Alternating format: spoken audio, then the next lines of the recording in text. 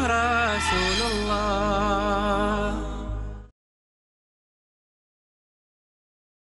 بسم الله الرحمن الرحيم. الحمد لله رب العالمين، وصلوات الله وسلامه على سيد الأنبياء والمرسلين نبينا محمد وعلى آله وأصحابه أجمعين وعلى التابعين لهم بإحسان إلى يوم الدين. In the name of Allah, the Compassionate, the Merciful, all praise is due to Allah, and may the peace and blessings of Allah be upon His Prophet Muhammad, his family, and his followers all until the day of judgment.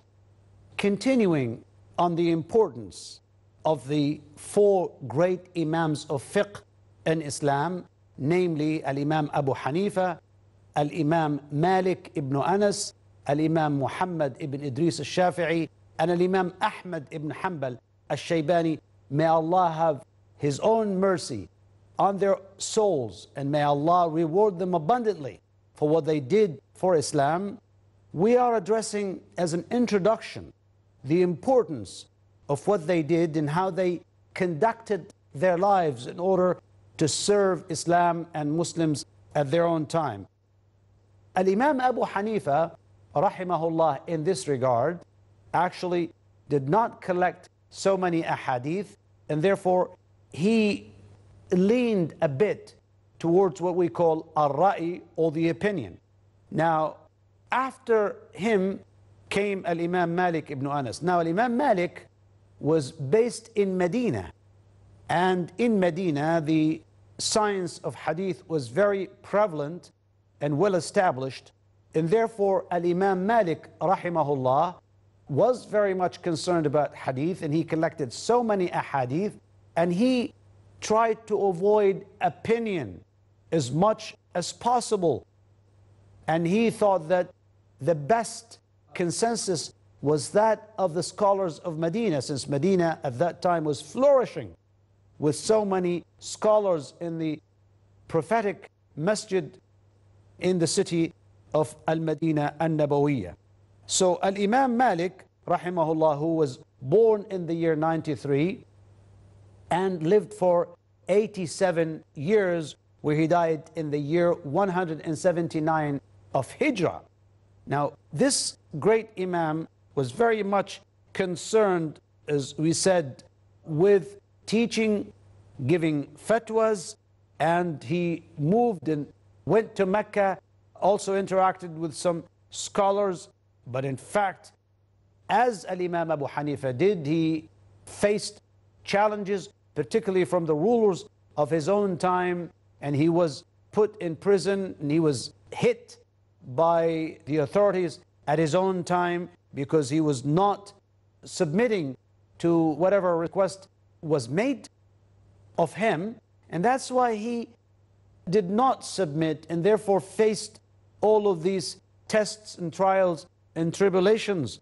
And although he studied at the hands of so many like Al-Imam Rabi'atul Ra'i and Ibn Hurmuz and others, yet Al-Imam Malik rahimahullah stood and even taught some great scholars, where, for example, his own student Muhammad ibn Idris al-Shafi'i rahimahullah was very brilliant young boy at the age of 15 when he was given the permission to start teaching at that very, very early age, because he was in Mecca at that time.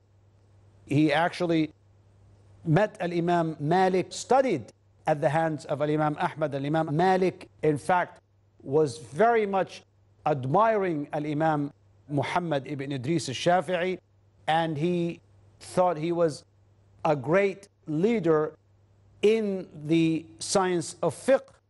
And in fact, they did exchange some ideas, they debated together some issues. And of course, Al-Imam al-Shafi'i, after learning from Al-Imam Malik and getting his book Al-Muwatta, he actually had his own books of for example, and Al-Risala, and other great books which were very much into the service of the book and the sunnah, and collecting and classifying the rules of fiqh in the best fashion. Al-Imam Muhammad ibn Idris al-Shafi'i rahimahullah died in the year 204, in the beginning of the 3rd Hijrah century. And when Al-Imam Ahmad rahimahullah learned about his death, actually he was very sad. And of course, he very much was affected by his death. And he said, the world never known anyone like Al-Imam al-Shafi'i rahimahullah. When Imam Ahmad came in the year 164 and lived until the year 241 of Hijrah, actually he learned the hadith and concentrated on hadith in his own time.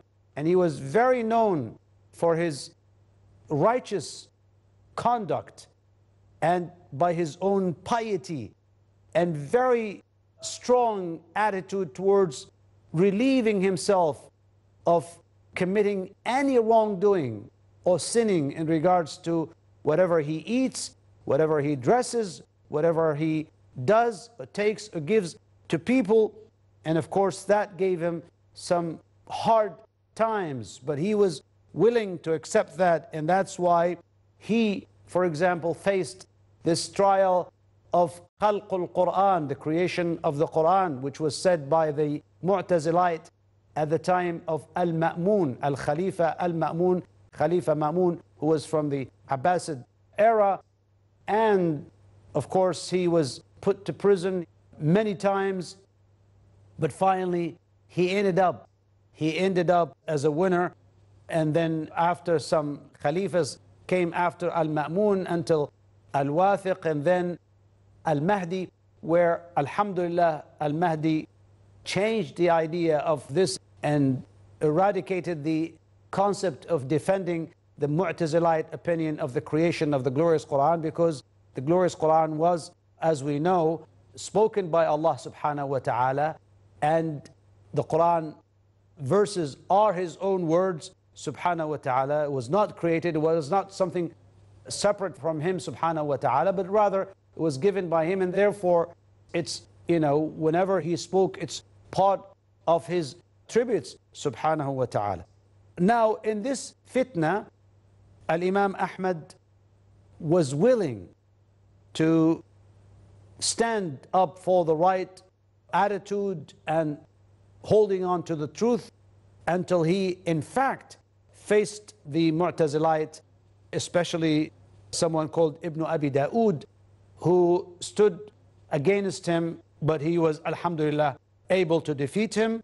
And in front of Al-Wathiq, and Al-Imam Abu Ahmad there was called the Imam of Ahl Sunnah wal Jama'ah. He was called the Imam of the people of Sunnah and Jama'ah at his own time. Now, looking at the history of these 4 Imams altogether, the history shows us the very importance of holding to the book and the Sunnah and standing firm in their position against all the challenges that they faced, all the 4 Imams, because they had the same principle of Quran and Sunnah. They were taking basically from the same source. May Allah be pleased with them. And that's why someone would be asking about how do we stand about this? Are we with this particular school or with that particular school? And we will say, no, we are with all these schools. We will take from them.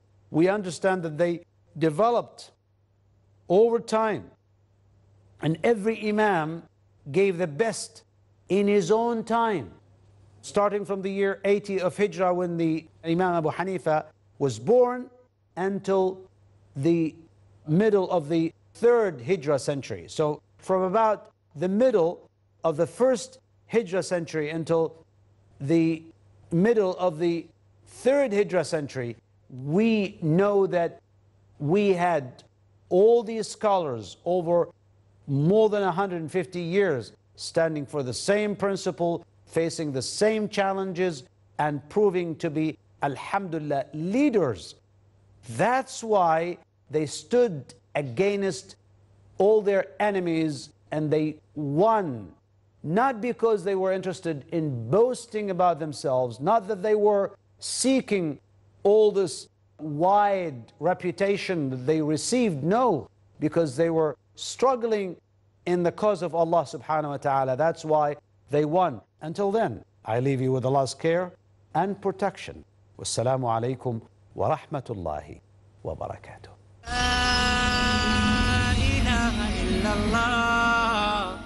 Bismillah ar-Rahman ar-Rahim. Alhamdulillah. Wassalatu wassalamu ala Rasulillah. We are back with you. Now, looking at the history of these four Imams altogether, the history shows us the very importance of holding to the book and the Sunnah and standing firm in their position against all the challenges that they faced, all the four Imams, because they had the same principle of Quran and Sunnah. They were taking basically from the same source. May Allah be pleased with them. And that's why someone would be asking about how do we stand about this? Are we with this particular school or with that particular school? And we will say, no, we are with all these schools. We will take from them. We understand that they developed over time. And every Imam gave the best in his own time. Starting from the year 80 of Hijrah, when the Imam Abu Hanifa was born, until the middle of the 3rd Hijrah century. So from about the middle of the 1st Hijrah century until the middle of the 3rd Hijrah century, we know that we had all these scholars over more than 150 years standing for the same principle, facing the same challenges, and proving to be, alhamdulillah, leaders. That's why they stood against all their enemies and they won, not because they were interested in boasting about themselves, not that they were seeking all this wide reputation that they received, no, because they were struggling in the cause of Allah subhanahu wa ta'ala. That's why they won. Let me say first that these scholars did not come from nowhere. In fact, they came from a history of scholars. Every one of them actually spent so much time, and he was given the permission by his elders, by his own teachers, to teach. In fact, let's take the case of Al-Imam Malik rahimahullah. He was not able to teach until he in fact reached the age of 23, and he was given the permission by over 70 scholars at his own time in Medina to start teaching. And then of course his own circle in the masjid grew and became so large and huge because of the people who were very much interested in what he was teaching. So the reason for their persistence and the widespread, although we had some great scholars like Al-Imam Al-Awza'i, Al-Imam Al-Layth ibn Sa'd, Al-Imam Al-Thawri, rahimahumullahu jami'an, may Allah have mercy on all of them.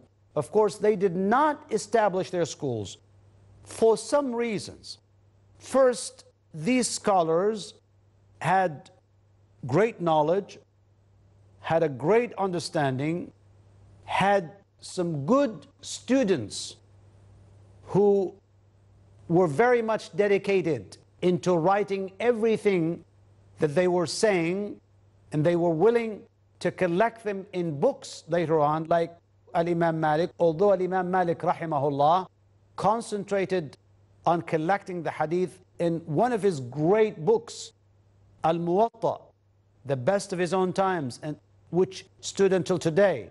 The same thing with Al-Imam Ahmad ibn Hanbal rahimahullah, who wrote his book of collection of 40,000 hadiths. This was Al-Musnad, and it was the greatest Musnad ever, although there have been so many Musnads written by various scholars, but his own stood because it was collected and served by the students.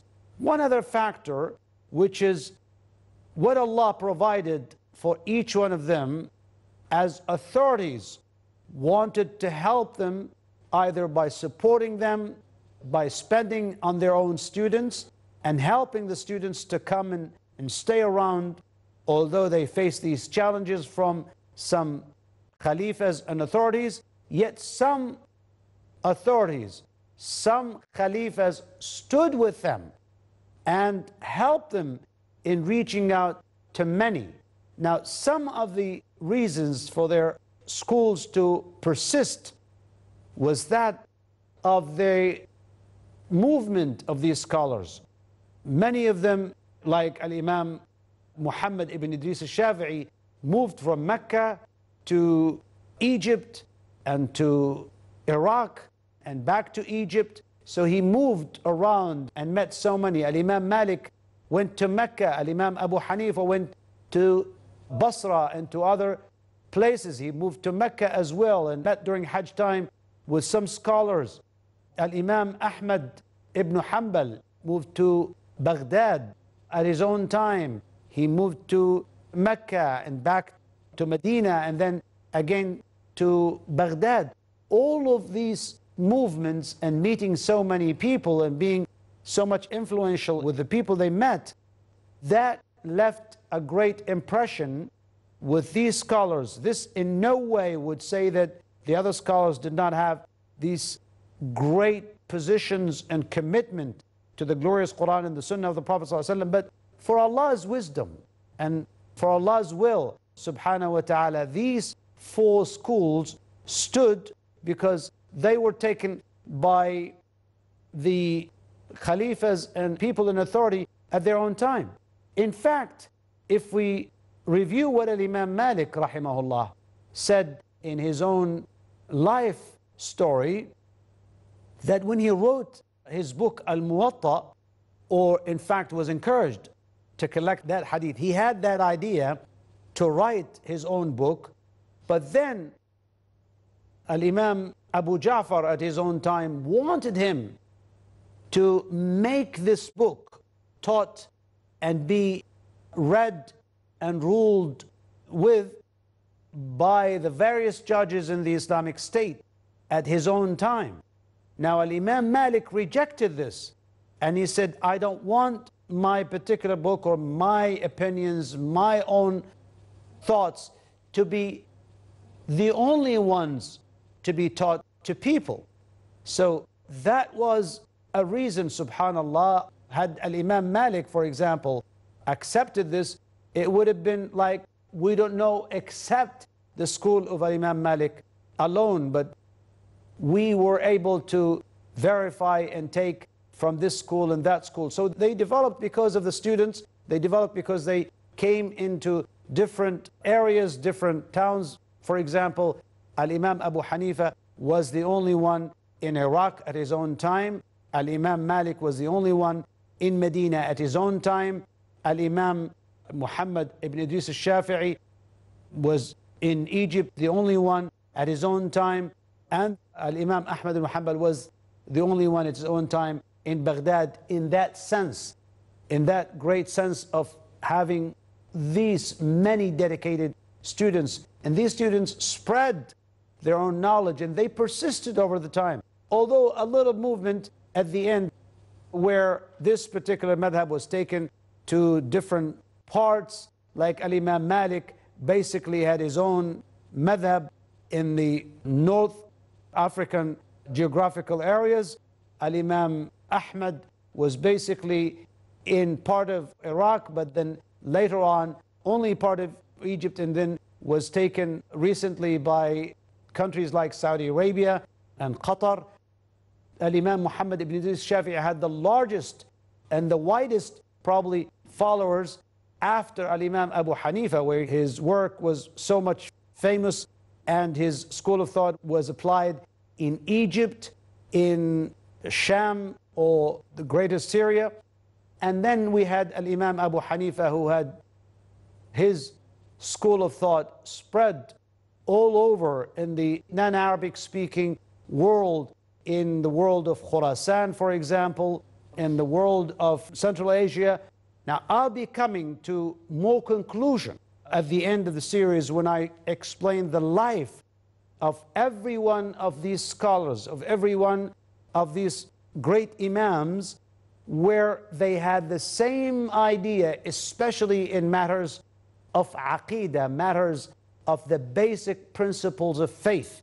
They were all standing together on the same principles. And I can get you quotes by these imams and by their own contemporary scholars who verify their position, which in no way would give away to people who say that we follow this imam, al-Imam Abu Hanifa, or follow al-Imam al-Shafi'i, and don't follow this particular imam because he's not part of us, he's not one of us. No, the idea is everyone did what he did sincerely, out of his own conviction, out of his own interest to serve Islam and Muslims, and that's why Allah subhanahu wa ta'ala accepted their work. However, we still need to come together and look for the book of the Sunnah. There's no one who would not have a mistake, because as we have seen in the history of every one of these scholars, they had their own great contribution. They may have done a bit of short effort here and there. They may have said something that other scholars would not accept, would argue against. All of this was made because this is the nature of science. This is the nature of scholarship, where when a person puts himself under the light and in the spot, obviously there will be some judgment passed over his own work, and he's still a human being. You know, all of these four imams are not immune from any criticism or any mistakes because they are humans. However, we would say that they were great, great scholars of Islam, and their commitment to the deen had no doubt in our minds, and therefore we will say that they are all brothers under the banner of Islam, under the book and the Sunnah, and that's why we are so proud of them. And that's why we need to know them more. We need to explore their lives more, and that's what I will do in the coming episodes, inshallah, starting with the Imam Abu Hanifa al-Nu'man ibn Thabit, inshallah. وآخر دعوانا أن الحمد لله رب العالمين وصلى الله وسلم وبارك على نبينا محمد وعلى آله وأصحابه أجمعين والسلام عليكم ورحمة الله وبركاته. لا إله إلا الله، لا إله إلا الله، لا إله إلا الله، محمد رسول الله، محمد رسول الله. أرجو رضاك يا الله، أنت الرحيم يا الله، هبني عطاك يا الله، أنت الكريم منك العطاء يا الله، أنت العظيم يا الله، فيك الرجاء يا الله، أنت الحليم الرحمن الستار، ملك الملك الغفار، الوهاب المنان.